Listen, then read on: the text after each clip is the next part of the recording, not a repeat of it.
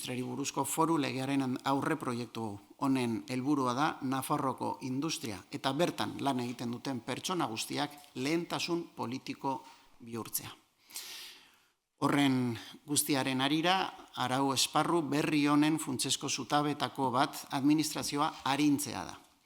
Enpresek, batez ere enpresa txikiak eta ertainek, erakunde arinak eta prozedura eraginkorrak behar dituzte. Hori dela eta legeak enpresentzako lehiatila bakarrak bultzatzen du, enpresentzako karpeta digitala, administrazio koordinaziorako mekanismoak txertzatzen ditu, eta proiektuak jakin batzuk prozedura bakar baten bidez izapidatzeko aukera jasotzen du. Hau da, adibidez, foru interes estrategikoko proiektuak deiturakoak. Denbora murriztuz eta enpresa, ekimen edo inbertsio berriak esartzen erraztuz. Berriro diot, enpresa txiki eta ertainetan jarri dugu fokua, horiek bai dira gure ekonomiaren motorra.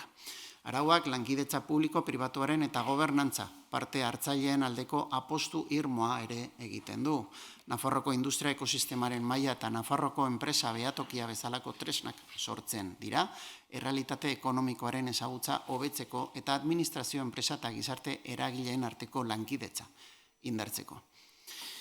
Transizio ekologikoa baita da proiektuaren funtsezko, beste ardatz bat, bai eta transizio digitala, eta horrekin batera baitaren Nafarroko industria eredua definitzen jarraitu behar duten balioak jasotzen ditu arauak.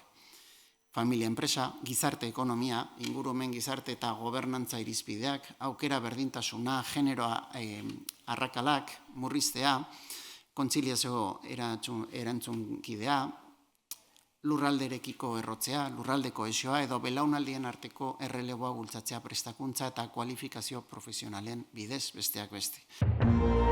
Gobierno de Navarra. Nafarroako gobernua.